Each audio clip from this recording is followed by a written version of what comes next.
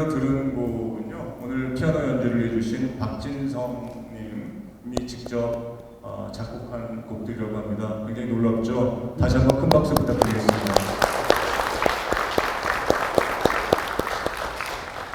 네, 감사합니다. 지금부터 제98회 동반동장 포럼을 시작하겠습니다. 저는 오늘 진행을 맡은 동반동장연구소 상임이사 허윤석입니다. 네, 오늘 동반동장 포럼은요, 특별히 진주시에 위치하고 있는 경남일보와 함께 공동으로 주최하고 있습니다. 사실 얼마 전에 저희 동반동장연구소와 경남일보가 전략적 MOU를 체결한 적이 있습니다. 그래서 오늘 그 첫 번째 이벤트로 경남일보와 함께 공동으로 동반동장 포럼을 진행하고 있습니다. 이 시간을 통해서 여러모로 애써주신 경남일보 관계자 여러분들과 특히 실무자 여러분들께 깊은 감사의 말씀드립니다. 오늘 강연은 급격한 산업화와 압축 성장을 거치면서 우리 한국 사회가 가지고 있는 여러 문제들과 그 전통의 연관성을 분석하고 다양한 정책적인 대안을 함께 모색하는 시간을 준비를 했습니다. 그래서 오늘 98번째 동반 성장 포럼은요, 전통 실종의 한국 사회, 관광 상품화된 전통이라는 주제로 미국 워싱턴 대학교 한국학 석좌 교수님으로 계시는 하용철 교수님을 모시고 강연을 듣는 시간을 준비했습니다. 강연을 듣기 전에요, 저희 동반동장연구소 정운찬 이사장님께서 나오셔서 인사 말씀해 주시겠습니다. 나오실 때 큰 박수 부탁드리겠습니다. 정운찬 이사장님입니다.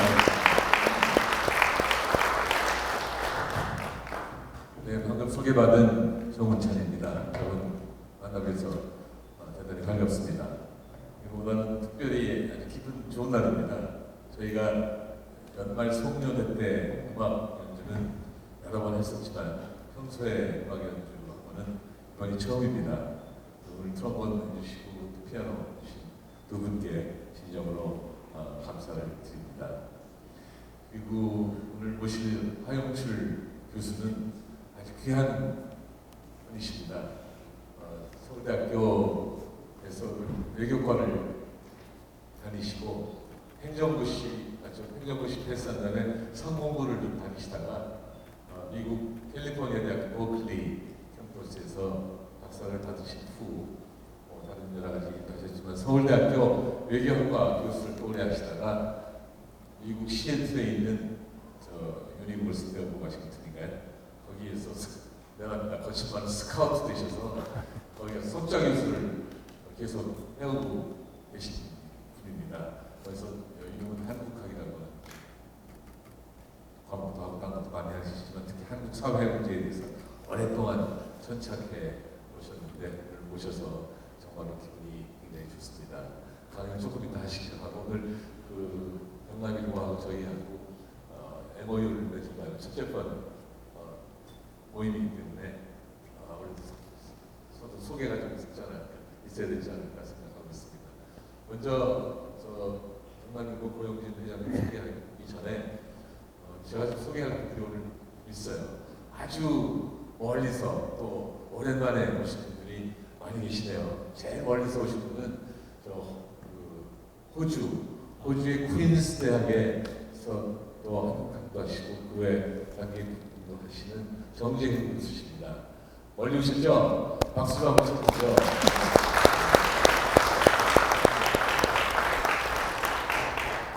그 다음에 계산을 해봤는데 다 잊어버렸지만 그 다음 멀리는 부산 진구에서 부산이 뭡니까? 진구가 뭡니까? 뭔지 잘 모르겠어요. 부산 진구에서 국민의힘 당협위원장이신 이수원 씨가 오셨는데 어디 계시죠? 여기 있습니다. 네.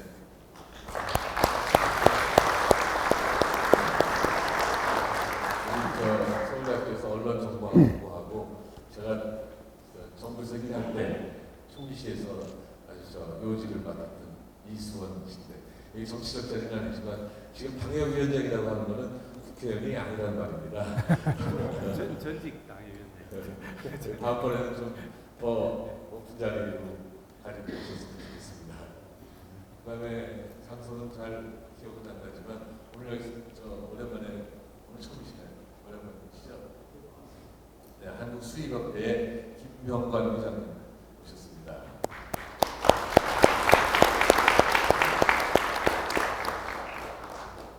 그리고 서울대학교에서 오늘 저 지원해 주려고 몇 분이 오셨는데 영문과의 이재영 교수 계세요? 영문과 이재영 교수. 또 경제학부의 김재영, 김영식 교수 보셨죠? 안 계세요? 그냥 경제학부도 어떤 교수 계셨는데 안 보이시죠? 그리고 과거에 소개 안 했어요, 선배님? 산업단지.com이라는 회사에 계신 손세아 전무님도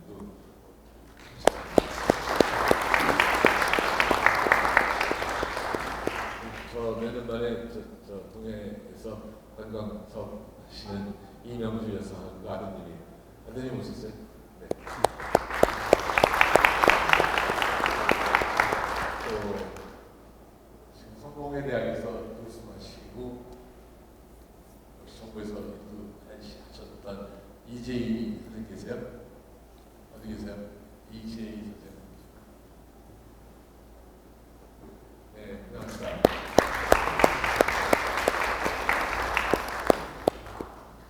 금방 생각이 안 나니 또 생각나면 소개도 드리겠습니다. 잠깐만 이따 또 소개드리기로 하죠. 네.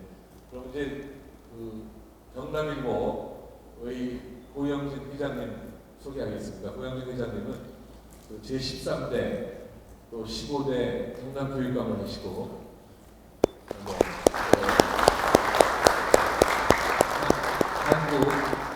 한국국제대학교 총장도 하시고 지금은 경남일보 회장 겸 한국교육감회 이사장이시기도 합니다. 그래서 회장님이 오셔서 말씀하시고 또 동료 간단히 소개해 주시면 고맙겠습니다.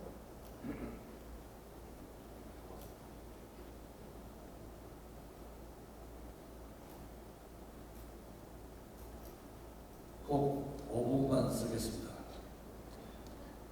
저희가 오늘 진주서 왔고 진주서 지금 살고 있습니다. 며칠 전에 여러분들 잘 아시겠지만 에스카 차를 열어가지고 첫 번째 질문이 1910년경에 진주 인구가 얼마입니까? 이렇게 물어보니까 9만 5천 명이었습니다. 그리고 한성 인구가 얼마입니까? 1910년 전에서 한성 인구가 얼마입니까? 라고 물었더니 20만이. 배터리 한 번만 교체하겠습니다. 1910년경에는 진주 인구가 서울 인구의 반 정도 됐다는 이야기입니다.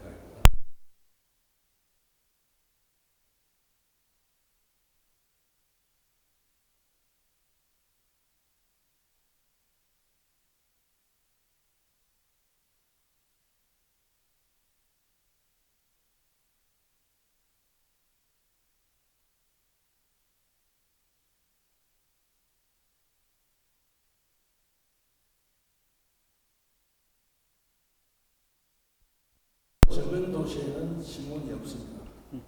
그 당시 상황이 지속되어 왔기 때문에 저희 경남일보가 올해 114주년을 맞이합니다. 여러분들 잘 아시는 조선일보와 동아일보보다 저희가 12년이 없습니다. 저는 이렇게 생각합니다. 조금 전에 총리님께서 제가 소개해 주셨지만 마지막으로 교육감은 학생만 쳐다보지 마. 신문사에 와서 보니까 국민을 쳐다봐요. 그래서 교육감은 돈 버는 건 생각 안 하는데 신문사는 돈을 벌어가면서 국민을 생각해야 되는 이런 구조를 가지고 있습니다. 그런데 그 당시에 114년 전에 척박한 그 시절에 이 땅에 신문을 만들어준 그 선각자를 생각해 보면 정말 소름이 끼칩니다. 우리가 흔히 G6, G10이라고 하는 경제대국을 이루었는데도 이것을 물려받아가지고 잘 못 지킨다면 이것보다 더 불효막심한 후손이 어디에 있겠습니까? 그래서 100년 후에 진주에 사는, 경남에 사는 우리 후손들이 경남일보와 함께 살아갈 수 있도록 신문을 지켜내는데 혼신의 힘을 다하고 있습니다. 참으로 어렵습니다만 이 과정에서 총리님을 모시고 저희 프로그램에서 등강을 듣고 지난 5월 19일에 동방성장연구소와 저희 경남일보가 MOU를 맺어서 새로운 방향을 모색하고 또 공부할 수 있는 기회를 가져보자 해서 오늘 이 자리까지 온 것입니다. 다시 한번 총리님께 감사드리고 앞으로 우리 경남일보와 동방성장연구소가 함께하면서 참여하는 모든 분이 성공하고 행복해하고 국가와 사회가 발전하는 그런 양자의 활동이 이어질 수 있기를 저는 간절히 소망하고 노력하겠습니다. 저희 오늘 이 첫 번째 말하지 않는 포럼이기 때문에 저희 진주 쪽에서 또 진주를 아끼는 서울에 있는 저희 출향 인사 중에서 약 40여 명이 이 자리에 오셨습니다. 다 소개를 할 수 없고 몇 분만 간단히 소개를 하겠습니다. 첫째, 아까 정재환 교수님은 퀸즈 대학에서 오신 정재환 교수님은 제하고도 20년 지인데 다시 한번 소개를 하겠습니다.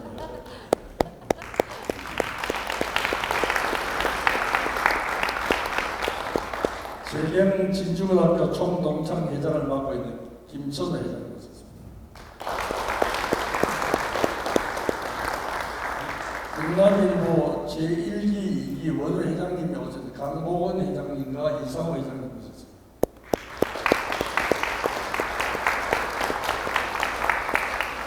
그 다음 드림어반스의 남시범 회장님 오셨습니다.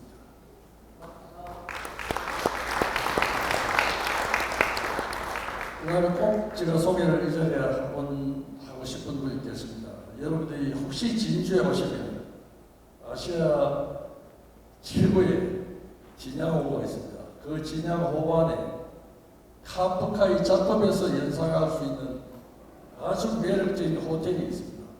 레이크사이드 호텔의 대표 하승희 대표님이 이 자리에 오셨습니다.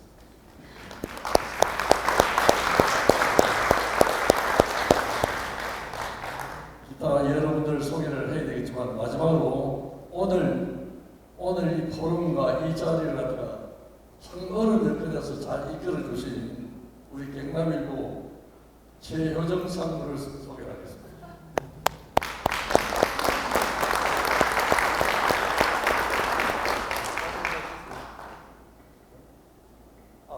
죄송합니다. 아주 귀한 분을 가지고 이 자리에서 제가 볼 때 아주 장래가 촉망되는 젊은 지도자들을 소개하겠습니다. 제가 정말 지지하고 좋아하는 분인데 서울에서 활동하시고 저희 경남일보 개건 논설위원으로 계시는 조상규 변호사를 소개합니다. 반갑습니다.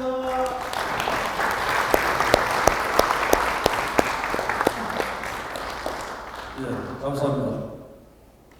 네, 감사합니다. 하영철 교수님 앞으로 모시겠습니다. 네, 강연 시간은 약 1시간 정도 생각하고 있고요. 질의응답 시간 한 20분에서 30분 정도 하면 대략 시간이 날 것 같습니다. 네, 감사합니다. 아까 전에 두 분만 더 소개하겠습니다. 일단 또 소개하겠습니다. 서근우 박사 오늘 처음 나왔어요.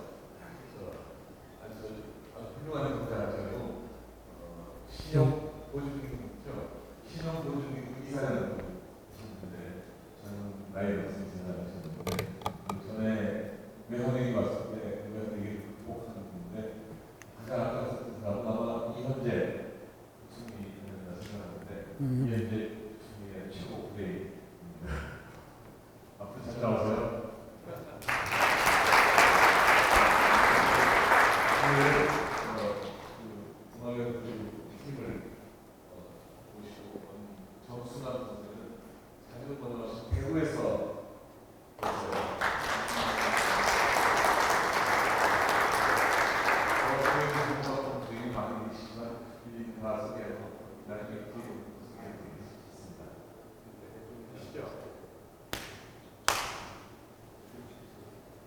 저쪽입니까?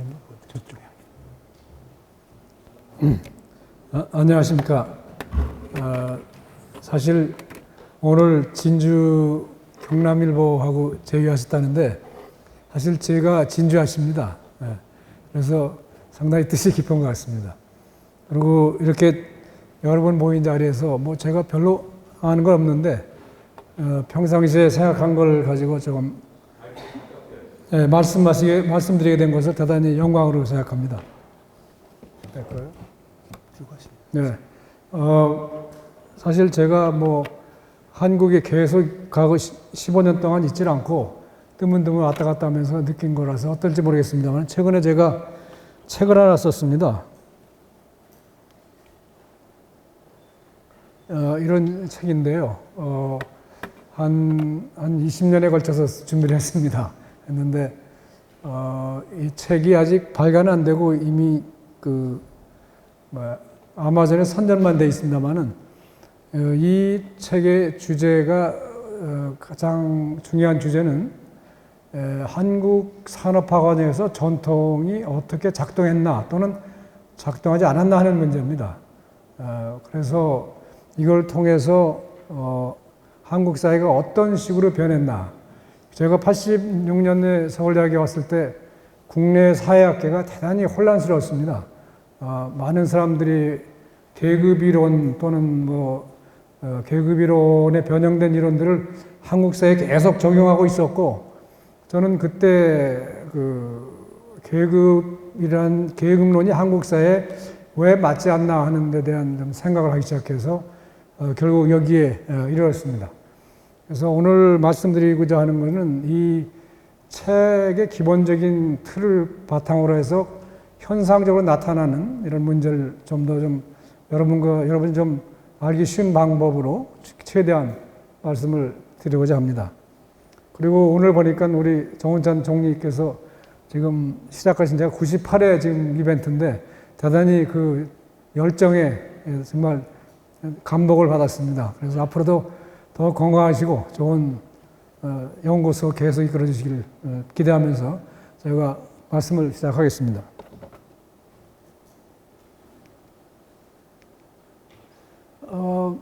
제가 말씀드릴 주제는 이런 겁니다.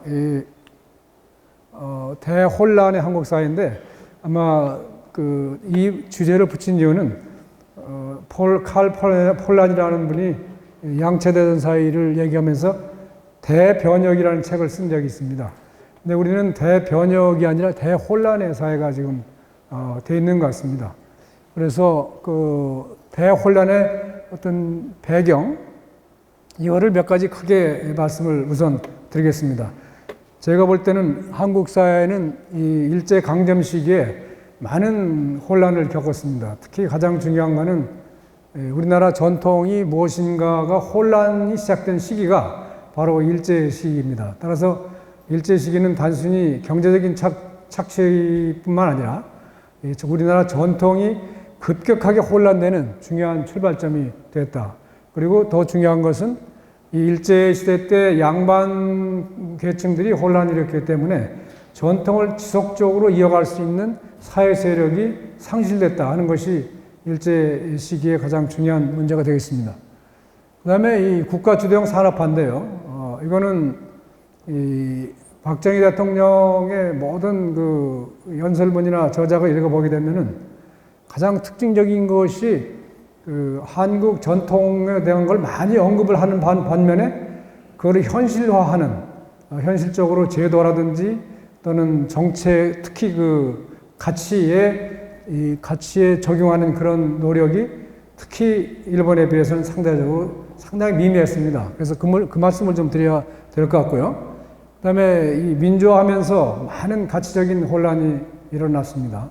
그리고 외환위기가 세계화, 지금 외환위기가 나면서 제가 보기에는 한국 사회에 이 제도의 충돌 현상이 생기기 시작했습니다. 지금 완전히 시장적인 요소와 비시장적인 요소가 갈등을 겪으면서 상당히 혼란성을 보이고 있는 그런 측면이 있고요. 마지막으로 외부적인 환경, 특히 요새 같은 경우는 탈세계화하면서 또다시 우리가 많은 위기를 겪고 있고 그 그 위기 속에서 많은 사람들이 지금 신음을 하고 있는 이런 상황이 아닌가 생각을 하고 있습니다. 대충 이런 큰 그 몇 가지 주제를 가지고 말씀을 드리겠습니다.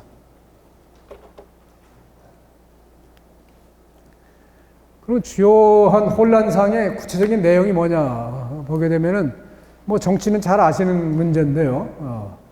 근데 여러 가지 뭐 여기 제가 내로남불이라고 말씀을 드렸는데요. 제가 이 말씀을 드리기 혼란상 말씀드리기 전에 큰 주제를 하나 던지고 앞에 아마 PPT를 지나와서 그런데 큰 주제를 우선 그 말씀을 드리고 시작하겠습니다. 뭐냐면 현재 우리가 겪고 있는 건 혼란상은 혼란상인데 제가 보기에는 상당히 긍정적인 혼란상이라고 봅니다. 그 이유는 다음과 같습니다. 그 뭐냐면은 저희가 그 한국이 겪고 있는 이런 혼란상은 이 문명사적인 세계사적인 의미가 있는 것입니다.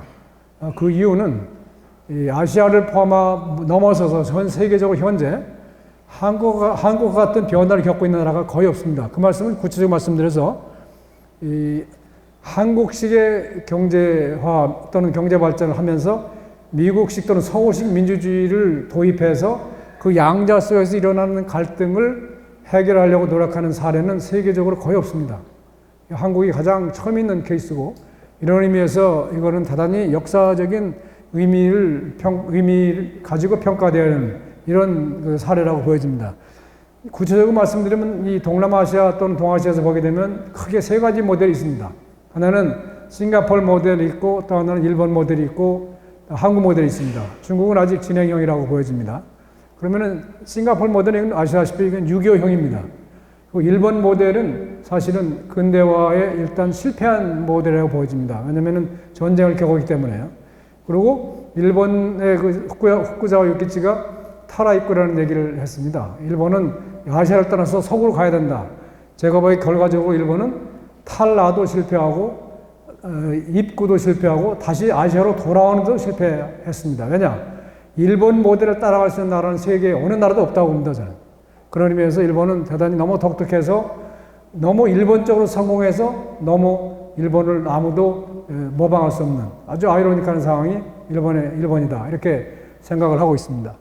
그러면 한국은 뭐냐? 한국은 지금 말씀드린 대로 한국적인 산업화와 서구적인 어떤 그 민주화 이론을 제도를 들여다가 지금 신음하고 있는 이렇기 때문에 이거는 대단히 어떤 역사적으로 유례 없는 이런 거고 어떻게 보면은 영국이 산업화와 민주화를 처음 시작했듯이 이 아시아에서 한국이 새로운 종합적인 모델을 향해서 가는 대단히 독특한 이런 역사적인 의미가 있다. 이렇게 본다면 사실은 어떻게 보면은 이 지금 혼란은 큰 역사적인 관점에서 봐야 된다.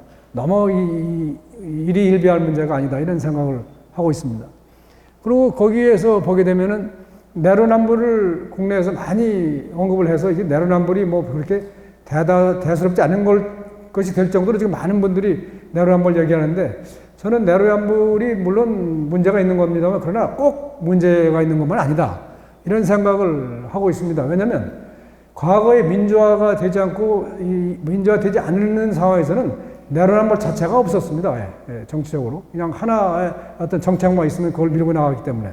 그러나 내로남불 현상이라는 것은 정권이 자꾸 바뀌기 때문에 나오는 것도 대단히 많습니다. 물론 도덕적인 면도 있습니다만 그러나 정책적으로 볼 때 내로남불 현상이 꼭 그렇게 부정적이냐 하는 생각을 할 수도 있다. 이렇게 생각이 듭니다. 그러나 지금 한국 정치를 제가 종합적으로 볼 때는 이제는 엘리트주의 종말이다. 이렇게 보여집니다. 그 말씀은 뭐냐면 이 국가 주도형 성장이든 운동권에서 민주화를 끌어가든 이 끌어간다고 하는 그 단계는 끝났다. 이렇게 보여집니다. 그렇기 때문에 감히 말씀드리면 저는 이 양 정당의 수명은 끝났다. 이렇게 생각을 하고 있습니다.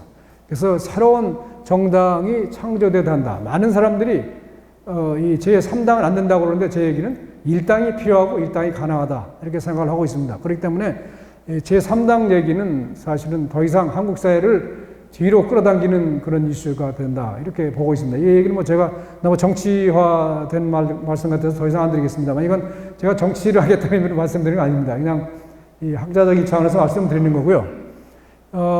어쨌거나 정치는 그런 정도 말씀드리고 이 행정 차원에서 보게 되면 한국 관료제도는 깨진 지가 오래됩니다. 한국 관료제는 이건 어느 소위 제대로 작동하지 않은 지 오래됐다고 봅니다. 이거는 제가 길게 말씀드릴 수 없지만 제 연구에서 한국 관료가 왜 산업화하면서 깨졌나는 연구를 한 바가 있습니다. 이 관점에서 보게 되면은 한국 관료제도는 지금 그 예전 같은 일관성도 없고 인사정책도 일관성도 없고 여러 면에서 지금 혼란을 갖고 있고 그렇기 때문에 공권력에 대한 위상이 또는 위신이 많이 추락되어 있는 이런 상황이 되어 있다 이렇게 보여집니다. 세 번째, 이 경제를 말씀드렸듯이 제도의 충돌인데요. 이거는 말씀드린 것 같고요. 불안정한 노사관계는 뭐냐면 저는 한국 사회에 보여지는 것은 지금 노동조합의 재벌화 현상이라고 봅니다. 잘 보시면 알겠지만 한국 노동조합은 재벌이 하는 걸 그대로 배우고 있습니다.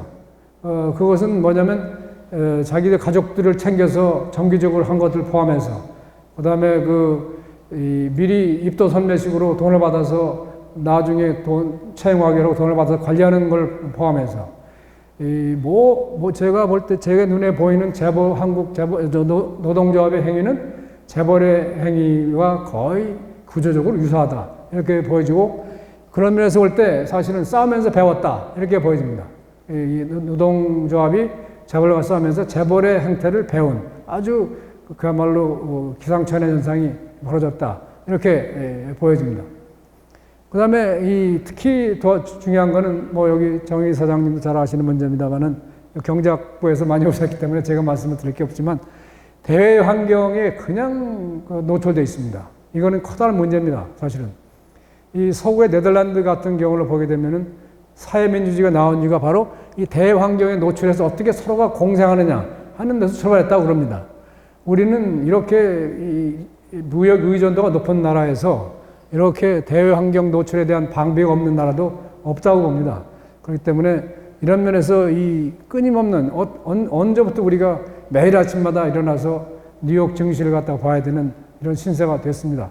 그렇기 때문에 이렇게 방어하기 없는 대환경 노출 문제라는 것은 누구나 다 아시는 문제겠습니다만은 대단히 지금 한국 사회를 갖다가 불안하게 하고 혼란스럽게 하는 주요한 원인이 되고 있다.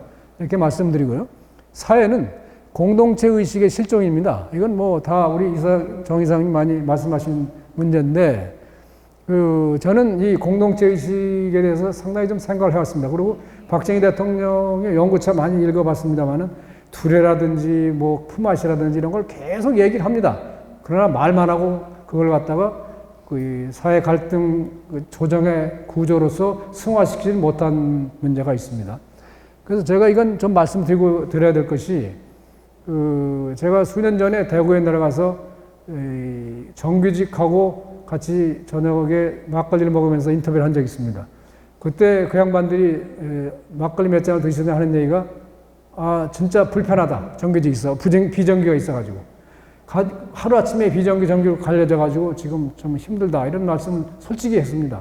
그러면서 조금 양보하더라도 같이 살았으면 좋겠다. 이런 얘기를 해서 제가 그 당시 서울대에 계시는데 서울대 사회대 교수께서 와서 말씀을 드렸더니 경제학부 교수님들이 그런 건 없다. 그건 하 선생이 잘못 들은 거다.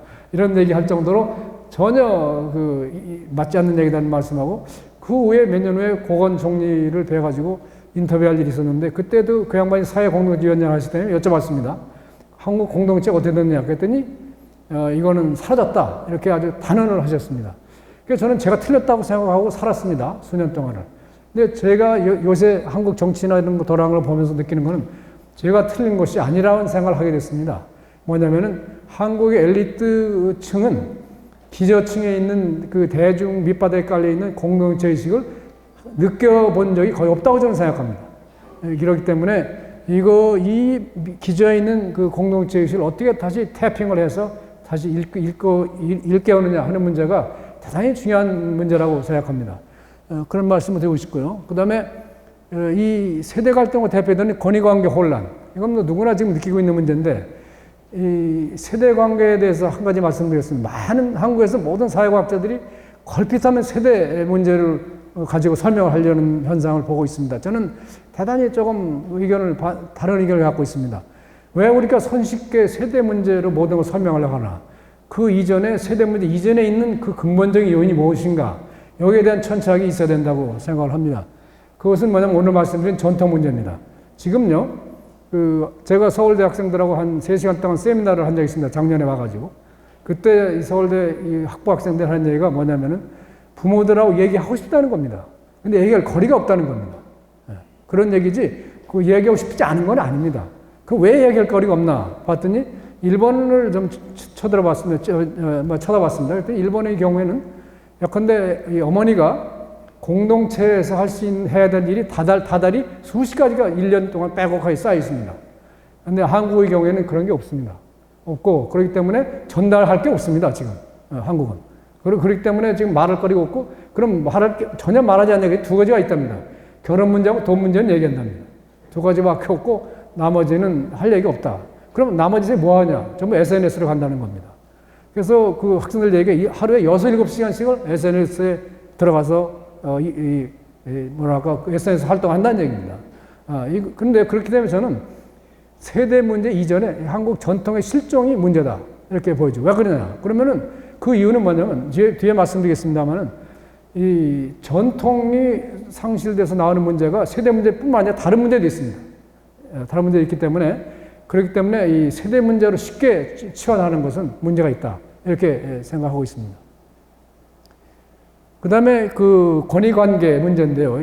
특히 권위관계는 요새 이 사업하시는 분들 잘 아시겠습니다만은 예컨대 주 52시간 제가 된다거나 또는 그 갑질 현상이라든가 또는 미투 현상이라든가 이런 각종 그 현상들이 나타나면서 오는 이 전통적 권위에 대한 소위 그 의도하지 않는 이 도전 이런 것들이 수십 가지가 한국에서 일어나고 있습니다.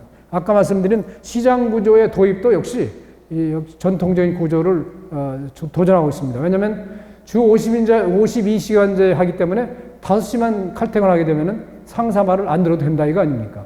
그렇기 때문에 이것은 주 52시간제 같은 거는 한국 사회 권위 구조를 상당히 위협하는 그런 함의를 갖고 있다 이렇게 보여집니다.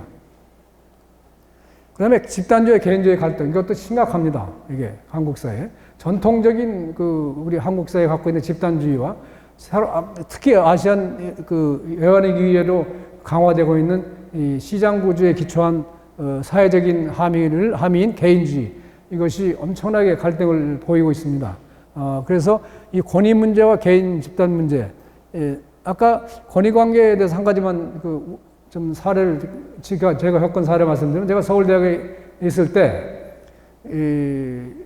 한번 말씀을 지난번에 와서 말씀드린 것도 같기도 한데 다시 말씀드리면은 엘리베이터에 서 있습니다. 엘리베이터가 저는 이제 그 당시에 나이가 좀 들었고 젊은 여성 교수분이 옆에 서 있고 학생들이 서 있습니다. 그러면 엘리베이터 문이 열리면 누가 먼저 들어가냐 이겁니다.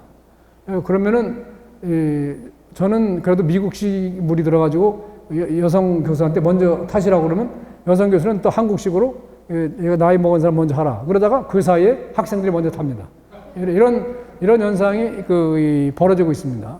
이것은 뭐냐면 예측이 불가능하다는 얘기입니다. 우리는 이런 상황적인 혼란이 매일 일상적으로 버스 안에서 또는 지하철 안에서 또는 매점에서 일상적으로 일어나가지고 눈에 보이지 않게 우리를 피곤하게 하는 게 사실입니다. 이 문제가.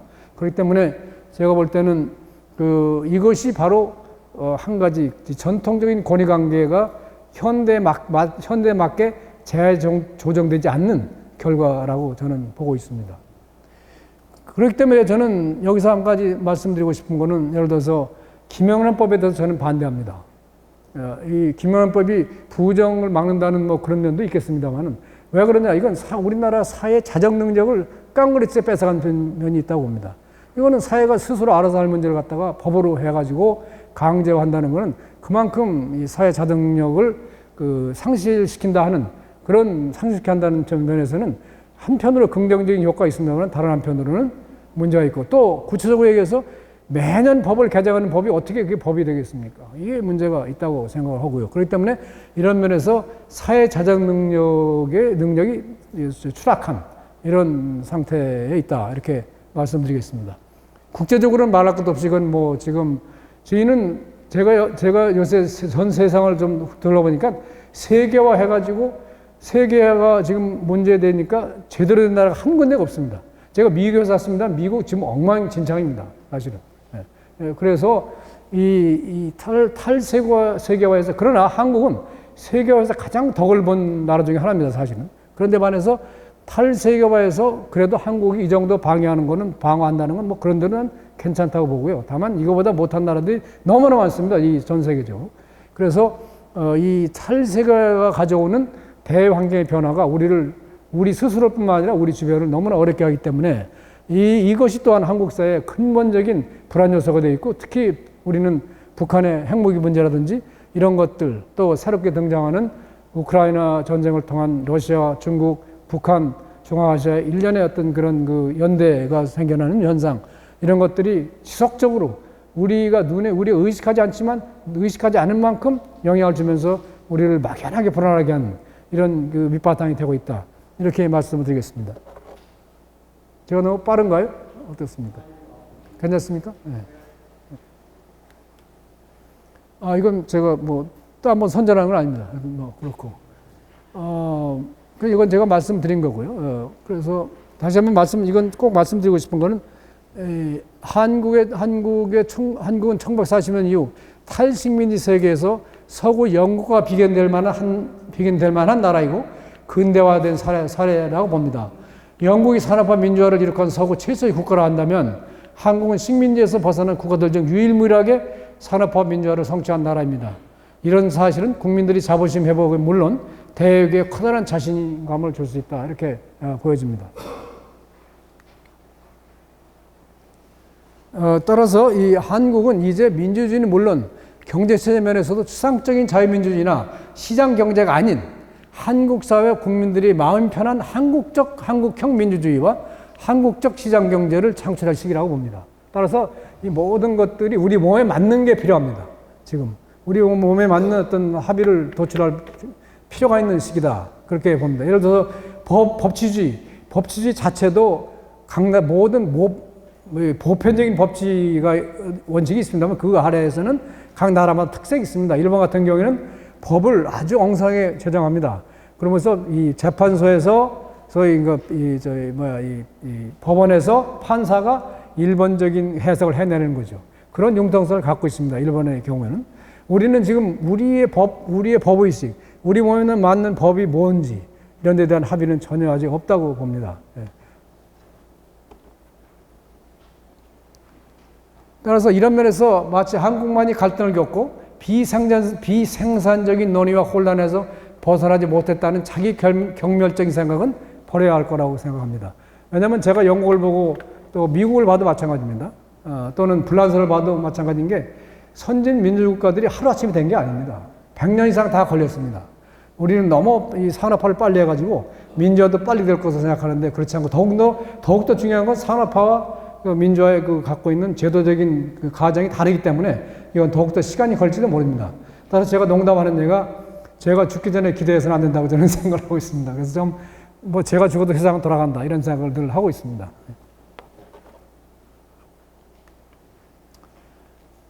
그러면 전통 상실의 구체적인 양상이 뭐냐? 우리나라 같이 지금 이 고소를 많이 하는 나라가 드뭅니다.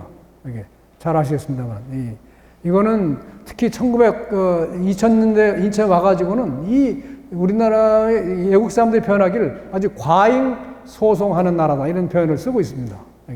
그 정도로 지금 그 소송이 심한 문제가 있는데 이것은 뭐냐면 사회 스스로가 자정 능력이 없는 하다못해 일제시대만 하더라도 이 토지 분쟁이 벌어졌을 때 많은 부분이 법원 밖에서 이루어진 게 많습니다. 통계적으로 볼 때는.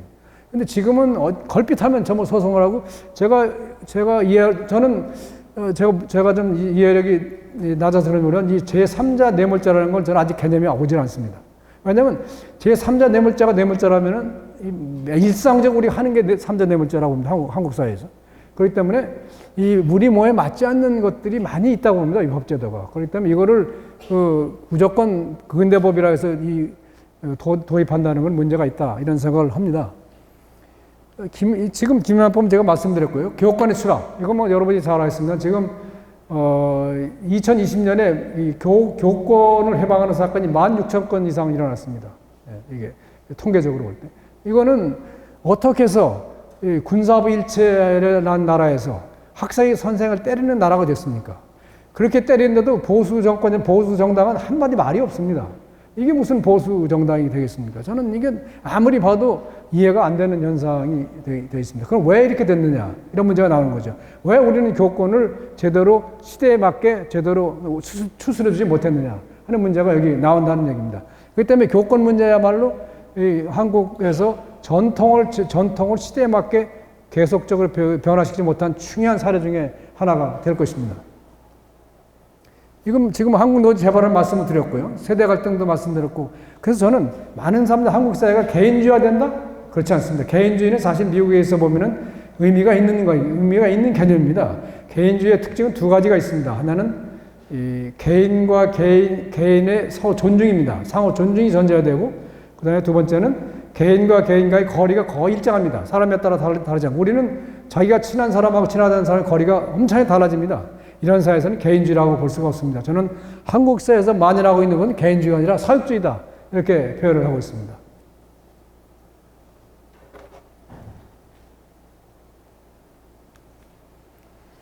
그러면 우리는 왜 감사합니다. 우리는 왜 전통 재창출에 실패했나 하는 걸 보게 되면, 우선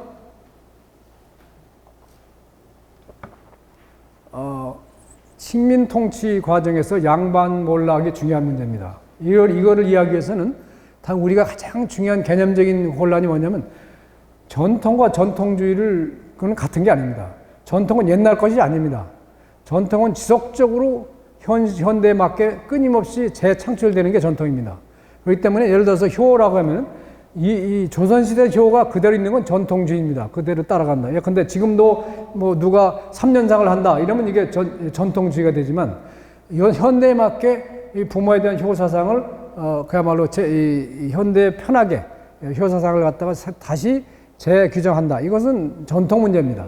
그러나 옛날식으로 고집하는 게 전통주의입니다. 그렇기 때문에 우리는 한국의 학생들이 이제 미국에 유학 가서 제가 물어봅니다. 너 한국 전통이 뭐냐? 그걸 대답하지 못하는 사람이 많이 있습니다. 그만큼 우리는 전통에 대한 이해를 제대로 시켜주지 않았고, 가족 내에서도 그렇고, 사회에서도 그렇고, 정부 차원에서도 그렇고, 결국 전통이 뭔가를 갖다가 주입하거나 논의해본 적이 거의 없습니다. 특히 요새 지방자치 하느라고 보게 되면 많은 이벤트를 하는데, 이벤트가 뭐냐면 전통을 팔아먹는 거지, 그것이 전통을 재창출하는 기능을 하고 있지 못하는 게 문제라고 보여집니다. 그래서 우선 전통과 전통주의가 달라야 되고, 그러나 이 전통에는 두 가지가 있습니다. 예를 들어서 효하면, 효를 현대화한다는 얘기는 예를 들어서 이 자식이 부모를 모시는데 정부에서 예를 들어서 주택 정책에 우선권을 준다. 이거는 제도적인 겁니다. 그럼 학교에서 효가 중요하다고 계속 가르치는 거는 이 가치 측면에서 주입을 하는 거고, 그렇기 때문에 우리가 전통이라는 건 제도와 정신 두 가지가 나눠집니다. 그래서 이렇게 보여지는데, 그러면 이 산업화 과정에서 박정희 대통령이 한 것은, 제가 아까 말씀드렸습니다만 박정희 대통령이 전통에 대해서 언급 안 한 게 아닙니다. 많이 언급을 했습니다. 언급했고, 그런데 항상 전통의 정신만 강조합니다. 예컨대 이순신 장군 경우에 가서 사당도 모시겠습니다만은 계속적으로 이순신 장군 정신, 강감찬 정신, 사임당 정신, 이 정신을 했을 뿐이지, 소위 제도적인 측면의 개발이 좀 부족했다. 예를 들어서 지금 가장 중요한 노사 문제를 박정희 대통령이 상당 기간 동안 그 노동절의 치사를 통해서 보게 되면은 계속적으로 노동자들한테 참으라고 합니다. 참으면은 좋은 날이 온다. 이런 얘기를 계속 하고 있습니다. 그러면은 그런 데 반해서 그러면 참고 나서 과연 제도화했느냐? 제도화가 되지 않았습니다. 한국의 노동조합의 특징은 재벌마다 노동조합이 다릅니다. 이게 한국적인 특징입니다, 사실은. 근데 일본을 보면 일본은 지금 그냥 공짜로 저게 된 것이 아니라 일본 정부와 기업과 노동자들이 30년에 걸쳐서 현재와 같은 노동 협동을 하기 위해서 30년 이상 걸렸습니다. 우리는 그런 과정이 전혀 없다고 해도 과언이 아닙니다. 이게. 그렇기 때문에 박정희 대통령이 정신만 계속 강조하면서 제도 창출에는 좀 부족했다, 이런 생각을 합니다. 그래서 이 사회 갈등, 특히 가장 중요한 거는 사회가 산업하면서 사회 갈등이 일어나게 돼 있는데 박정희 대통령의 경우에는 전통을 어떻게 사회 갈등을 해결하기 위해서 전통을 재창출할 것인가 하는 노력이 거의 없었습니다. 그 이유는 뭐 비난 차원이 아니라 이유가 있습니다. 이유는 뭐냐면 벌써 박정희 대통령이 산업화를 하기 시작한 1960년대 중반에 오게 되면은 이미 한국 사회는 전통이 뭔지에 혼란이 일어납니다. 왜냐하면 식민 시기에 혼란이 일어난 게 한 예를 들어드리겠습니다. 이혼법이 있습니다. 이혼법을 보게 되면은 일제시대 때 어떻게 됐냐면은 세 가지가 있었습니다. 하나는 전통 관습법으로 하던 때가 있었고, 또 하나는 일본식으로 하다가, 또 하나는 이 양쪽을 섞어서 하는 아주 혼란된 그 상황이 벌어졌는데, 해방 이후에 그냥 거의 일본법을 갖다 베끼는 식으로 이렇게 해서 민법이 된 겁니다. 그렇기 때문에 이것이 지금 그 한국 사회의 전통이 뭔지를 갖다가 모르게 하는 그 식민 시기가 대단히 중요한 그런 시기가 되겠습니다. 그렇게 거기에 따라서 아까 말씀드린 예컨대 그 교사 교권 같은 걸 예를 들어 보면 70년대 그 산업화가 될 때 그때 그 이 여교사 특히 여교사나 이 국민학교 교사 그 당시에 국민학교 초등학교 교사분들이 생기는 상대 박탈감 이게 상당히 심했습니다 사실은. 그런데 그렇다고 해서 교권도 그 신장시키지 않고 봉급도 안 올려주고 이런 시기가 있었습니다. 이렇기 때문에 결국은 그분들이 상당히 어려운 생활을 하고 결국은 그 학부형들이 교사의 권위를 우습게 보는 이런 그 시기가 나타났고 거기에 대해서 사회 전체적인 합의가 전혀 없이 넘어간 결과가 지금은 학생이 교사를 때리는 이런 현상까지 발전했다. 제가 미국의 대학에 있습니다만은 절대 학생들이 제 이름을 부르지 못합니다. 항상 프로페서라고 하지 제 이름을 부르는 경우를 보지 못했습니다 지금까지. 그렇기 때문에 미국이라 해서 뭘 함부로하는 사회가 절대 아니다 하는 걸 느끼고 있는데요. 한국의 경우에는 이 문제가 지금 대단히 심각합니다. 이게 그래서 이 사회 갈등 해소를 위한 전통의 재창출이 없었던 것이 지금 한국 사회를 갖다 대단히 혼란스럽게 하는 이런 문제가 된다 이렇게 생각합니다. 특히 아까 말씀 노사관계 경우에 제가 볼 때는 물론 불법적인 행위를 할 때는 잡아넣어야 되겠죠. 그러나 제 생각은 제가 그 신임 대통령에게 바랬던 것은 뭐냐면은 취임 첫날부터 이 노동조합과 만남을 가졌어야 된다고 봅니다. 그래가지고 한 1년 정도 공을 들이고 그리고서 이 여론 형성도 하고 그래서 설득을 한 다음에 이런 새로운 개념을 공동체 의식을 서로 공유할 수 있는 그런 장을 마련할 필요가 있는데 이것이 나중에 보니까 매크롱이 그대로 했습니다. 폴란드에서는. 이걸 한 바가 있고요. 근데 우리는 지금 그런 상태가 아닌 걸로 알고 있습니다. 그러면 무엇을 해야 하냐 이런 문제가 되겠습니다. 아까 말씀드렸듯이 저는 그럼에도 불구하고 한국에서 일어나고 있는 혼론을 너무 부정적으로 볼 필요는 없고 근데 지금 이 한국 사람들이 제가 이번에 그 미국 대학 교수를 몇 번 모시고 왔는데 한국을 보고 나서 완전히 반했습니다. 반했고 그리고 제가 미국에서 K-팝을 좀 소개를 하고 그러는데 저는 뭐 음악을 모르지만 틀어놓고 이제 토론을 하는데 아주 제가 놀란 건 BTS만 있는 게 아닙니다. 학생들이 각자 자기가 좋아하는 K-팝 그룹이 다 있습니다. 이게 있어가지고 아주 놀랐습니다. 그리고 지금 한국말 강의를 듣는 게 뭐 수백 명씩 늘어납니다. 매년마다 늘어나고 그렇게 해서 제가 우려하는 거는 이 BTS나 이런 사람들이 바깥에서 창조해내는 한국 대외 한국 이미지하고 국내에서 벌어지는 상황이 점점 갭이 벌어지는 게 저는 거기에 좀 관심이 있습니다. 근데 이렇게 보면은 우리가 너무 자학적인 측면이 있지 않나 이런 생각을 합니다. 그러니까 이런 정도의 혼란은 오히려 제가 보기에는 대단히 약한 정도라고 보여지고 소위 미국의 경우에도 1800년 이전의 경우에 명예훼손죄가 많이 일어나고 그다음에 영국은 말할 것도 없고요. 그래서 무슨 내로남불이니 그다음에 서로 맞고 사는 이런 거는 우리만 있는 건 아니고 민주화 과정은 그 대신 긴 세월이 걸립니다. 긴 세월이 걸리고 경제 개발보다 훨씬 오래 걸리기 때문에 우리가 좀 더 인내심을 가지고 대할 필요가 있고 좀 더 자부심을 가질 필요가 있다 그런 생각이고요. 그다음에 누님 말씀드렸지만은 한국 사회의 가장 편한 제도가 뭐냐 이거죠. 뭐 시장도 그렇고 노사관계도 그렇고 법도 그렇고 가족제도 그렇고 교권도 그렇고 모든 면에서 우리의 편한, 우리 몸에 맞는, 우리가 서로 그 갈등을 줄일 수 있는 이런 대안을 찾아갈 필요가 있겠다. 지금 늦었지만 지금에 찾아갈 필요가 있지. 이렇게 계속 나가다가는 오히려 더욱더 공동체가 약화되는 측면이 있고, 그렇기 때문에 지금에 늦었지만 이거를 좀 더 의식적으로 이 문제를 해야 된다. 지금 일본에 가보니까 일본은 그 공장에 신입사원을 뽑으면은 신입사원한테 가르쳐 주는 게 하나 있습니다. 뭐냐면 청소부 아줌마한테 데려갑니다. 데려가가지고 이 청소부 아줌마들이 우리의 가족이다. 그러니까 절대 이 청소부들한테 함부로 해서 안 된다. 이걸 가르칩니다. 하나의 신입사원 트레이닝의 일부로 가르치는 걸 봤습니다. 이런 것을 볼 때 우리와 많이 다르구나 하는 생각을 했고요. 그렇다고 뭐 일본 제도가 최상이라는 거 아닙니다만은 우리 몸에 맞는 거를 할 필요가 있다. 그리고 서로가 합의할 수 있는. 그래서 우리가 좀 예측 가능한 그런 사회가 돼야 되겠다. 그런 얘기입니다. 특히 가장 중요한 거는 약자와 실패자에 대한 배려입니다. 정 이사장님 항상 강조하시는 약자와 실패자. 일본의 경우에 보시면 알지만 팬데믹이 나니까 일본 정부에서 우리나라 돈으로 1억 5천 원씩 골목길 상인에게 줬습니다. 영업자들한테. 근데 거기에 대한 반론이 하나도 없습니다. 왜냐? 일본 사회 합의가 있기 때문에.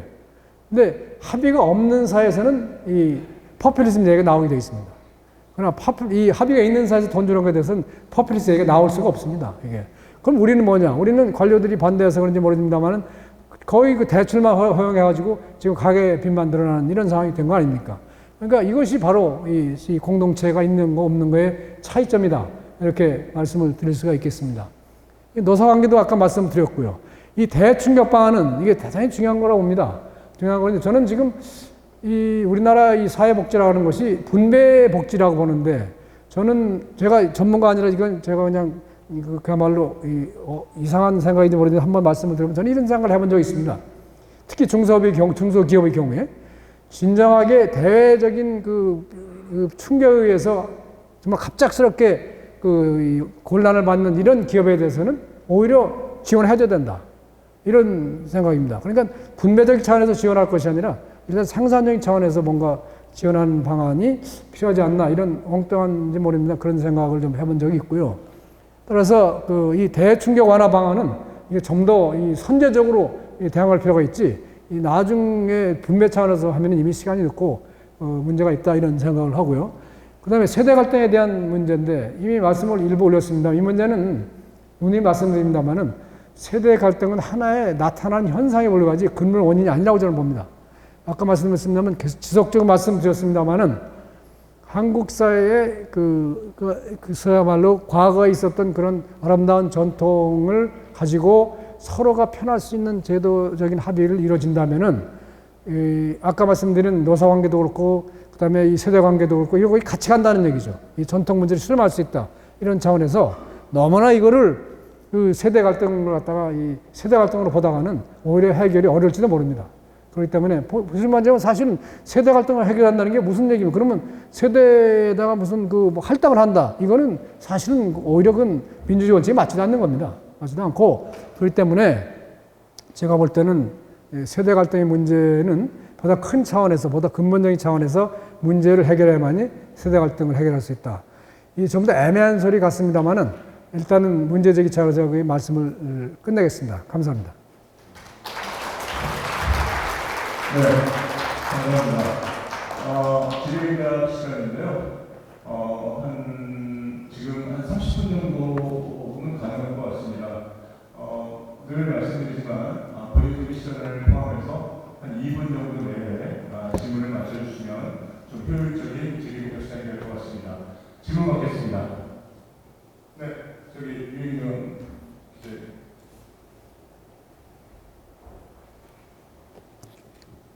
예, 안녕하세요. 저는 광양시도에서 정년 퇴직하고 프리랜서 활동을 하고 있는 60대 할머니입니다, 지금. 그래서 저는 굉장히 감정이 많고 기자 생활을 했기 때문에 제일 사실 제가 기대가 되고 있는 게 전통 실종이 아니라 질문의 실종이라고 생각합니다. 일단 저도 전직 기자였고 지금 경남일보에서 같이 해봤지만 기자들이 질문을 잘 하지 않는 세상이 있습니다. 대통령과의 대화에서 심지어 외국 미국 오바마 대통령 왔을 때 마음 기자도 질문 안 합니다. 그리고 SNS 박지원 씨가 뭐 했었다 이런 거 다 베끼기만 합니다. 물어봤습니다. 후배들한테 왜 질문을 안 하냐 했더니 대답을 안 해준답니다. 질문을 안 하면서. 생각해보니까 대통령, 국회의원, 정부 관리들 제대로 된 답변이 안 나오기 때문에 질문 안 합니다. 어른, 그다음에 젊은이, 5세대, 꼰대가 MZ 세대들한테 질문을 잘 못합니다. 질문해보라고 하면 누구 잘하니? 너는 왜 옷을 그렇게 입었니? 이런 질문밖에 하지 않습니다. 그리고 MZ 세대들 물어보면 왜 어르신들한테 질문을 안 하니? 하나도 안 물어봅니다. 궁금한 게 없고 구글 살펴보면 나오고 챗 GPT가 다 알려주고 그 다음에 저본인한테 하나도 배우고 싶거나 어른이라면 이거 하나 배우고 싶어야 되는데 배우고 싶은 게 없어진 시대가 됐다고 합니다.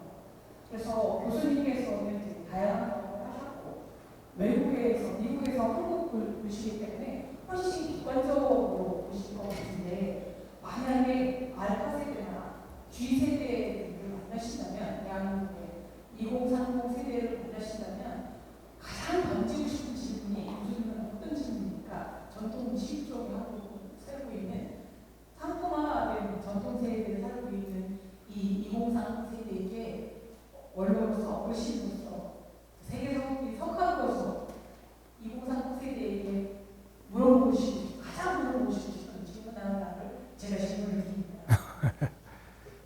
정말 근데 저는 뭐랄까 답변이 될지 모르겠습니다만 너무 의식이 안 합니다. 학생들을 만났을 때 우선 너무 의식하게 되면 부자연스럽게 되고 하기 때문에 그러니까 우선 제가 학생들을 만나면 먼저 얘기를 시킵니다. 먼저 하라고. 저는 뭐 나중에 다 듣고 얘기를 하고. 근데 제가 미국 대학과 한국 대학에 있으면서 차이점이 있습니다. 우선 한국은요 문제가 토론할 때 보면은 처음부터 까는 걸로 나옵니다. 상대방을 까는 거 나오는데 죄송합니다. 이게 뭐 방송이 아니고 괜찮죠. 뭐 깐다고 해도 근데 제가 그런데 반해서 미국에서는 3분의 1은 뭐가 같은가를 얘기합니다. 그래가지고 그렇기 때문에 나중에 합의가 쉬워집니다. 그러니까 남을 비판한다는 얘기는 우선적으로 남을 알아줘야 됩니다. 이게. 그래서 저는 학생들이 물론 얘기가 잘못될 수 있죠. 또 틀릴 수도 있고. 그러나 일단 의미가 있다. 이 말이 일리가 있다. 인정을 하는 게 중요하다고 생각합니다. 근데 지금 한국 학생들은 인정을 안 한다고 전제를 하는 겁니다. 기성세대는 우리를 아예 잘 모른다고 치부한다고 그거 알아보지도 않고 그냥 그렇게 생각을 해버리는 겁니다. 보니까. 그래서 제가 아까 말씀드린 서울대 학생들 10시간 정도 설명하고 막 오래 얘기를 한 적이 있는데 그때도 그냥 가만히 있는 겁니다. 저는. 그럼 자기들이 열심히 얘기를 해요. 그러다가 자기들이 지치면 저보고 얘기하라고 합니다. 그러면 제가 그때 얘기를 하죠. 그러면 뭐가 차이있느냐? 요새 솔직히 말씀하면 교수해 먹기 힘듭니다. 지금 말씀하셨듯이 뭐 지식은 다 있는 거 아닙니까? 그럼 교수가 할 수 있는 일은 어떻게 지식을 꿰는 겁니다. 그리고 어떻게 꿰가지고 어떻게 세상을 보는 날을 만드는 거는 그 교수가 할 일이지 지식은 지금 말씀하신 대로 다 있습니다. 떠들어보면. 그러면 학생들한테 너희들이 구글에서 본 거하고 나는 차이가 있어 할 정도는 돼야 되죠. 그것이 안 되면은 힘들죠. 실질적으로 그렇기 때문에 쉽지가 않습니다. 쉽지 않고, 그래서 학생들이 자꾸 사실만 얘기하는 교수는 피곤해 합니다. 근데 그러다가 사실과 사실을 어떻게 엮어보느냐. 그거를 얘기하면 그때는 관심이 있죠, 당연히. 그렇기 때문에 젊은 사람들이 관심을 안 갖는 이유는 이미 그런 점에서 관심이 없는 겁니다. 그러니까 뻔한 얘기라는 전제를 하고 있어요. 근데 사실은 그것도 문제가 있습니다. 제가 볼 때 한국과 미국과 또 차이는 뭐냐면 미국 사람들은 뻔한 걸 중요하다고 생각하더라고요. 근데 한국 사람은 뻔한 거 안 해요. 연구를 안 해요. 그러니까 그래서 저는 뻔한 것도 해야 된다 이런 생각을 하고요. 그러니까 그리고 가장 중요한 거는 인내심을 가지고 그다음에 그러니까 무조건 너무 일부러 알아주려고 노력할 필요도 없고 그냥 자연스럽게 있는 겁니다. 그냥 있으면 자기들이 그냥 오게 돼 있어요. 근데 우리는 너무 성미가 급해서 그런지 모르지만 막 그냥 애들이 자기들 소진되기 전에 막 어른이 개입하지 않으면 뭐가 잘못되는 생각을 하잖아요. 그것이 문제인 거 아닌가 싶고요. 근데 저도 시간이 많이 걸렸습니다. 미국 가서 15년이 됐는데 그거 배우고 싶지 않습니다. 한국 성격 가지고 미국 가서 인내심 갖는 게 쉽지도 않고 그래서 뭐 솔직히 말씀드리면 뭐 저도 많이 배우고 특히 교수회의 같은 데면 우리보다 엄청 싸우는데 가만히 보니까 아까 말씀 싸우는 방식이 있어요. 방식이 있으니까 나중에는 이제 합의가 되는 이런 걸 많이 봤습니다. 근데 우리는 열심히 싸우는데 해결은 안 나잖아요. 그러니까 이게 좀 문제가 있지 않나. 답변이 좀 정확하게 초점은 아니지만 그 정도 말씀드리겠습니다. 네, 다음은 네, 김학용 선생님, 네, 다음에 기회드리겠습니다. 먼저 우리 사회의 여러 가지 간접과 국제적인 질문이 강조해 주신 말씀입니다. 여러 가지 말씀해서 감사드립니다. 저희가 한편으로는 우리 사회가 갖고 있는 가장 대표적인 문제 중 하나가 세계 최저 출산율 예. 또 그것을 보이면 우리 사회가 제한적인 갈등, 그 성적인 남성과 여성의 그 갈등이 점점 심화되고 예를 들면 청년 남성들은 군대 또 어떤 사회적인 잠재적 범죄의식 그리고 해서 불경계를 감정받고 있고 여성 문제는 어떤 그 결혼이나 자녀를 갖고 있는 데 있어가지고 이혼을 채워버린 그 상황에서 가정을 이루는 데 대해서는 불안감을 있고 그 사회적 유지를 할 수 있는 사회적 역할을 할 수 있는 어떤 자기 요구를 충족하는 한계를 갖고 있다고 보고 있습니다. 또 여러 가지 갈등에 있어서 제가 말하는 수준으로 여기까지입니다. 그런 갈등 사이에서 소위 좀 극단적으로 표현해서 자식을 낳기가 어렵고 불안한 사회고 또 그러한 그 상황이 우리 대한민국 사회 구성원 전체가 그 미래에 대해서 매우 불안감을 느끼고 있다는 것입니다. 그럼요. 그것이 바로 보험이라든지 이런 것을 갖고 있는 것을 있습니다. 방금 말씀하신 것처럼 우리가 갖고 있는 이런 극단적인 문제에 대해서 전통을 재창조하는 것들에 대해서 어떠한 조언을 말씀드리겠습니다. 감사합니다. 중요한 저는 인과학 전문가는 아닙니다만 제 입장에서만 말씀드리겠습니다. 조금 다른 시각이 될 수 있을 거기 때문에 제가 알기로는 50조 원이 들어갔답니다. 정부 예산이 지금 그 저출산 문제로. 근데 50조 하고 나서 오히려 악화됐습니다. 이 수가 지금 그 저출산율이 내려갔습니다. 사실은 조금이나마. 일본의 경우는 우리보다 2배 정도 됩니다. 뭐 약 2배, 1.4 얼마쯤 돼. 우리는 0.747이 뭐 이렇게 되지 않습니까? 그러니까 근데 일본의 경우는 약간 호전을 보이고 있습니다. 우리는 전부 다 악화되고 있는 거고. 왜 그럴까? 이런 문제가 당연히 나오죠. 근데 저는 이 전통 문제 입장에서 보면은 저출산 문제는 두 가지 문제가 뭐 상식적인 얘기입니다. 두 가지 문제가 있습니다. 하나는 결혼 안 하는 문제가 하나 있고 하나는 결혼하고 나서 애 낳는 문제가 있고 두 가지가 크게 있다고 봅니다. 근데 지금 정부에서 하는 거는 결혼하고 나서 안 낳는 것만 하는 거지 결혼을 왜 하느냐 그건 정부가 할 수가 없는 문제입니다. 이게 그러니까 지금 정부에서 아무리 해봤자 안 되는 문제입니다. 어떤 한의가 있다는 얘기죠. 그러면 왜 결혼 안 할까? 저는 거기에 좀 관심이 있습니다. 근데 저 결혼을 안 하는 이유는 지금 한국 사회에 아까 말씀 대변혁이 일어나고 있는 겁니다. 뭐냐면은 지금 남녀 관계에서 지금 일본 여성들의 경우에는 이미 우리 언론에도 어디가 발표했는데 제가 박사 논문을 쓴 게 있습니다. 일본 여성이 한국에 서울대 와가지고 그래가지고 한국 여성과 일본 여성을 비교한 게 있는데 거기에 보게 되면 그런 얘기 합니다. 일본 여성은 자기 어머니처럼 살고 싶다는 겁니다. 한국 여성은 자기 어머니처럼 안 살겠다는 거고요. 그랬더니 이게 근본적인 차이가 있는 겁니다. 그러니까 왜 안 살겠느냐 이거죠. 그게 근본 문제입니다. 왜냐하면 지금 아까 남녀간, 그러니까 미투 문제 등등 남녀간의 이성간의 관계 플러스 가족관계 등등에서 지금 그야말로 대문화혁명 비슷한 게 저는 일어났다고 봅니다. 한국 사회에. 그렇기 때문에 이거는 하루아침에 무슨 돈을 쓴다고 될 문제는 아니라고 봅니다. 이게. 그래서 저는 오히려 어떤 생각하냐면 돈을 막 그렇게 퍼보면서 오히려 어떤 사람 배만 불리고 있구나 이런 생각이 들고요. 이거는 그 자연 치유밖에 안 된다고 보여집니다. 이 전자 문제, 그러니까 결혼 안 하는 문제에 대해서는 돈 줘가지고 결혼하게 시킬 수는 없지 않습니까? 그렇기 때문에 이것은 그 세대 간의 어떤 면에서 그 남녀 간의 문제에서 그 새로운 그 관계 설정이 될 정도로 정상화되는 그런 과정이라고 보여지고요. 그러니까 예를 들어서 지금 아까 말씀드렸습니다만 일본의 경우에는 그 공동체에서 어머니가 그 며느리나 딸한테 해줄 수 있는 예가 수십 가지가 있습니다. 일상적으로. 이게. 근데 우리 경우는 전혀 없습니다. 이게 없고 가장 어머니가 바라는 건 나만 나처럼 살지 말라. 제발 나보다 잘 살아라. 나보다 잘 사는 게 결국 애 없는 걸로 된 거죠. 그러니까 그렇기 때문에 제 생각은 이 커다란 한국 사회 대변혁이 가라앉지 않으면 이건 쉽게 해결될 문제가 아니다. 이렇게 보여지고, 그리고 또 하나 문제는 이건 자기 후세대 문제이기 때문에 자기들이 알아서 하겠죠. 뭐 저는 그렇게 큰 걱정 오히려 안 합니다. 솔직히 안 하고 자꾸 통계적으로 그 일직선으로 자꾸 이게 이 과거 미래 예측을 해가지고 그대로 떨어질 것이다. 누가 그렇게 보장합니까?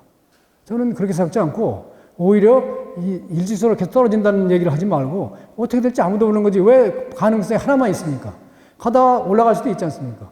그런 거지 어떻게 그거를 항상 일직선으로 떨어진다고 하면 봅니까? 난 그런 통계학자들이나 이런 그런 통계보다 인간의 어떤 그런 게 더 중요하다. 인간들이 자기들이 살 길을 찾겠죠. 그러니까 저는 좀 나이브한 생각인지 모르지만 너무 호들갑을 떠는 것 자체가 오히려 이 돈만 들어가고 이 문제가 있지 않나 이런 생각을 제가 너무 나쁘게 말씀드려서 죄송한데 뭐 그런 정도로 말씀드리겠습니다. 제 전공이 아니라서 그 정도만 제 입장에서 말씀드린 겁니다. 네, 아까 이쪽 테이블. 네.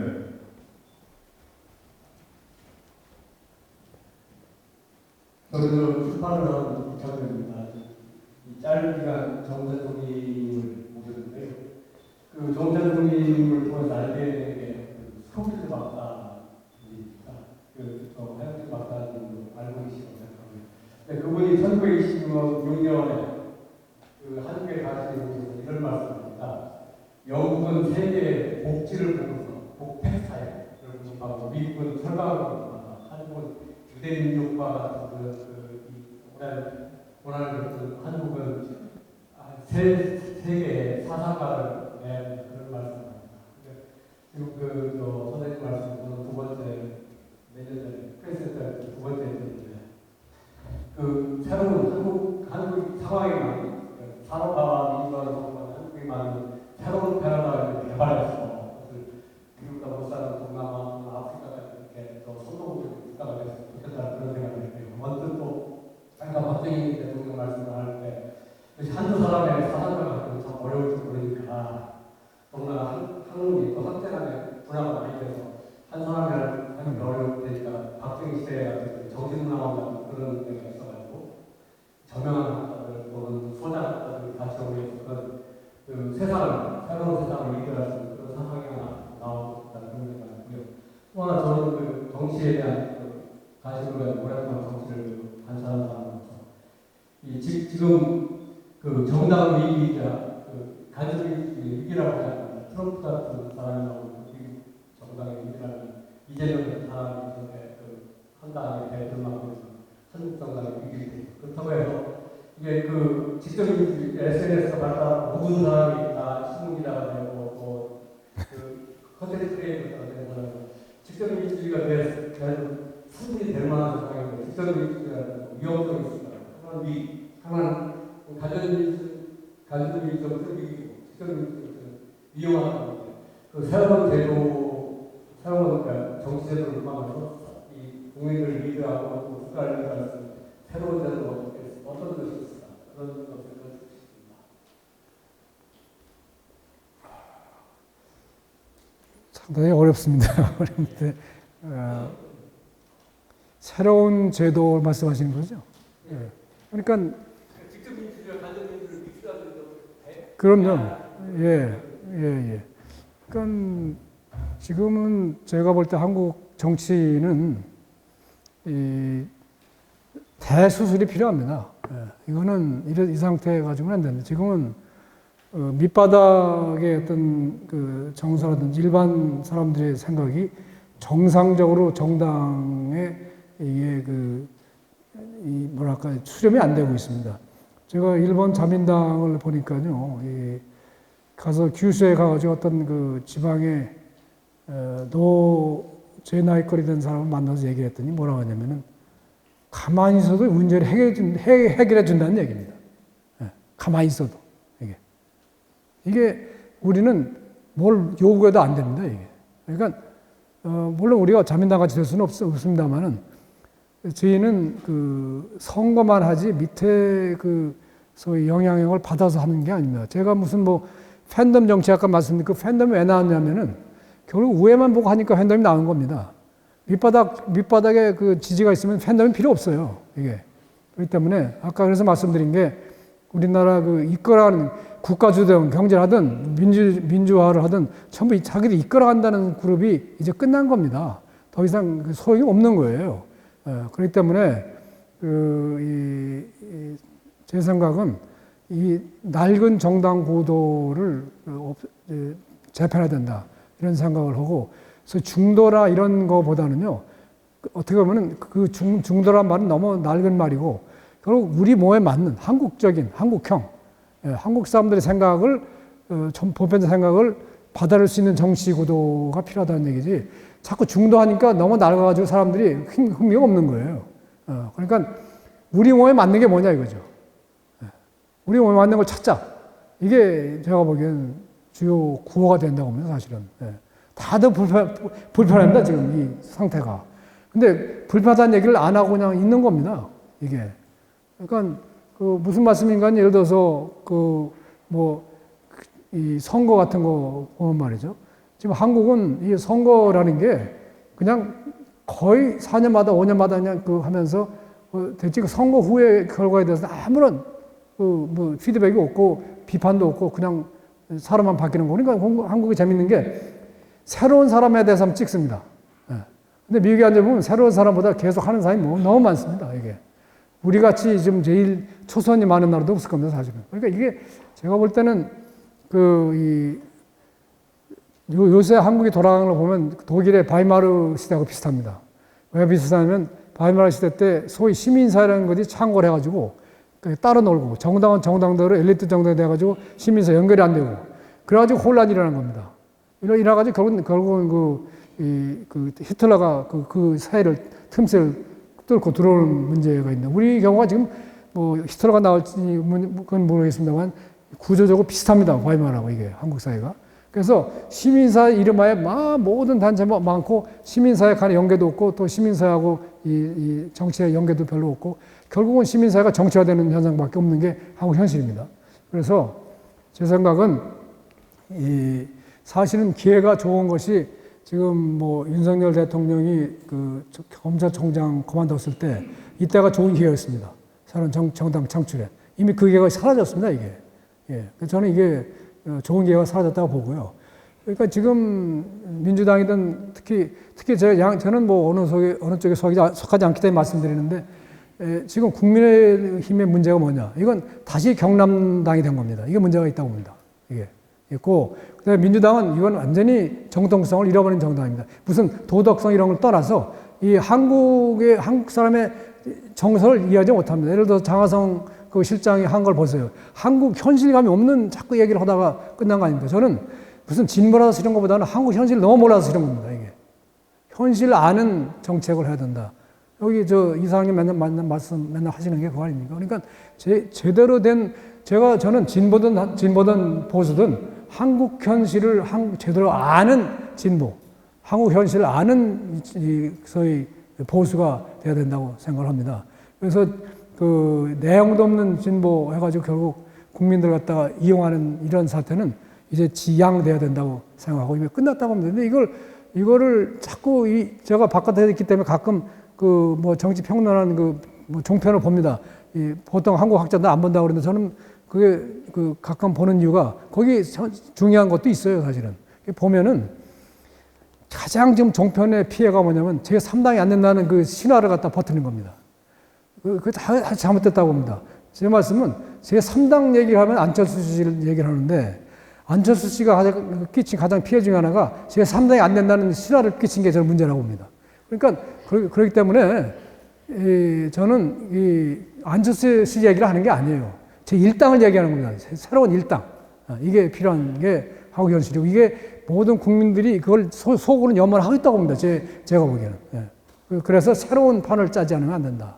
그런 생각이고 지금 그 문재인 정권에서 하는 여러 가지 정책 저는 문재인 정권을 잘 알지도 못하고 가깝지도 않습니다만은 가장 제가 느꼈던 건 저렇게 한국 현실을 모르나.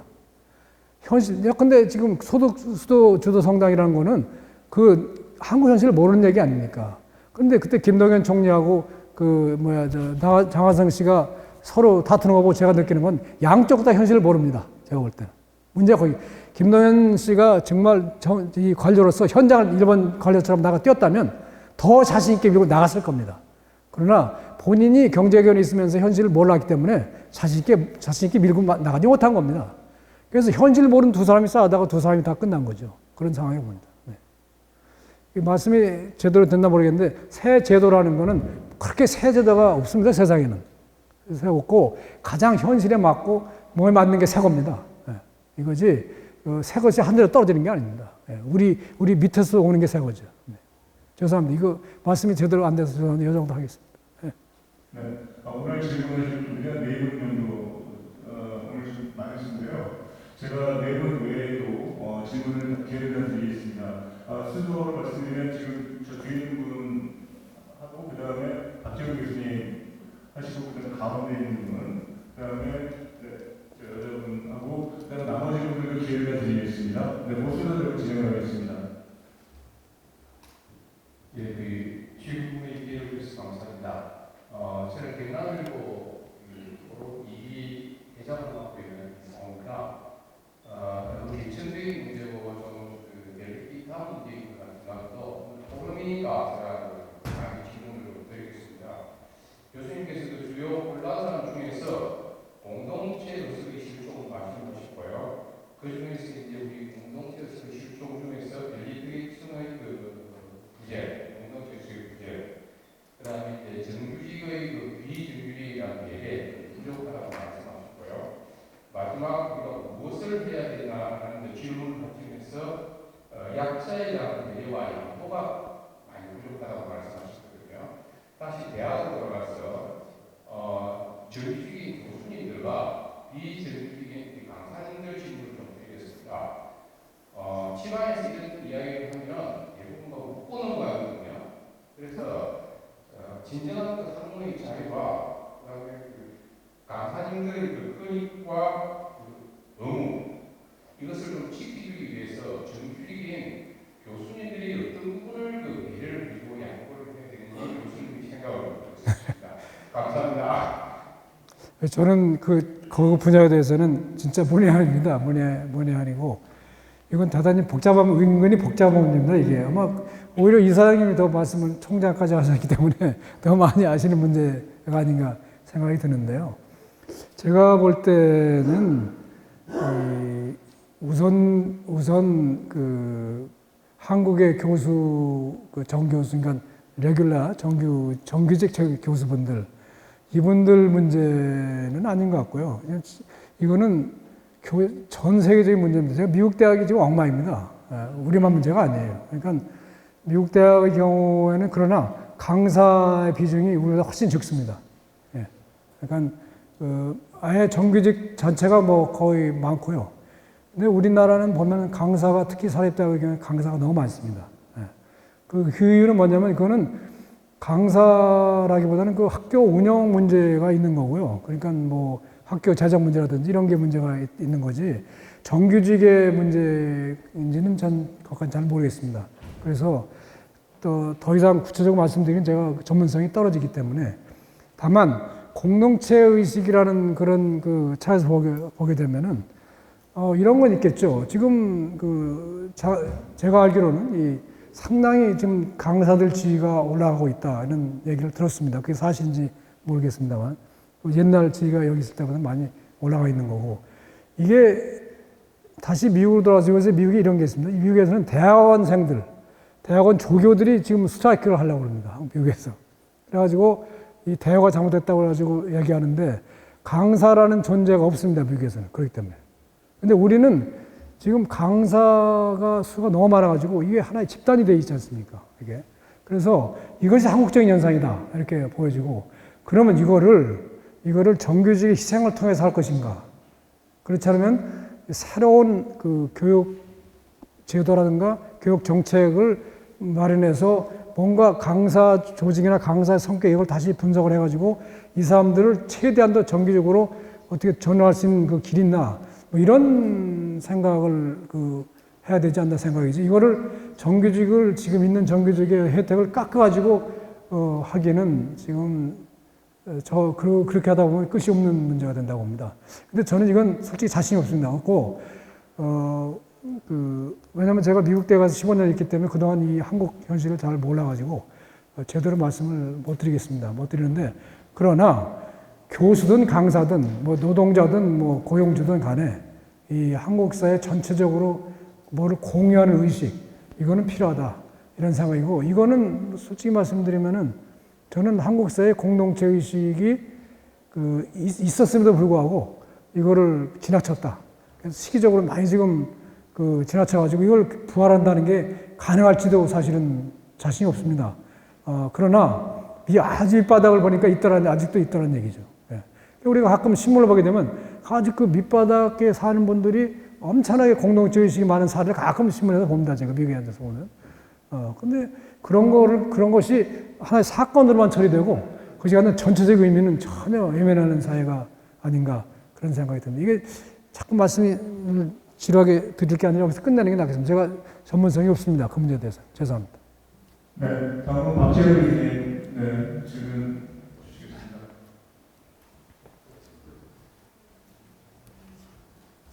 법신들이 오늘 강의 잘 들었습니다. 감사합니다. 제가 지난달에 결석을 했기 때문에 오늘 두 개씩을 하겠습니다. 오늘 말씀하신 그 부재 완광 상품화된 전통이라고 말씀하셨는데 강의 중에 제가 빠뜨린 줄 모르고 혹시 그것에 대한 생각이 있으셨는지 무슨 뜻인지 좀 말씀해 주세요. 네. 그다음 두 번째는 마지막 페이지에서 무엇을 해야 할까 해서 참 정리를 잘 해주셨는데 우리 사회 전체적으로 보면은 그동안의 발전 과정을 통해서 각 부문은 아주 정말 세계적인 수준에 이르렀습니다. 각 부문의 각 주체들의 능력이나 또 각 부문의 발전은 상당한 수준에 이르렀는데 지금 가장 문제가 되는 것은 부문 간의 갈등, 부문 간의 이해관계가 조화를 이루지 못하고 해소되지 못하는 그것이 가장 큰 우리 사회의 문제라고 생각하는데 그것은 저는 한마디로 얘기해서 리더십의 부족입니다. 국가 전체에 대한 리더십의 부족이 있는데 과거를 돌아보면 한동안 박정희 리더십이 있었고 또 민주화 과정에서는 40년 이상 민주화를 꿈꾸고 YS DJ들이 리더십이 있었고 그런데 지금은 그렇지 못하거든요. 우리 사회 부문 간의 각 부문의 수준은 상당히 큰 수준에 이르렀는데 부문 간의 갈등, 이해관계를 해소할 수 있는 리더십이 부족한 게 우리 사회의 가장 큰 약점이 아닌가 싶은데 그렇다고 지금 서산술의 박정희 독재와 또 이런 것이 다시 나타나기를 바라는 건 절대 아니고요.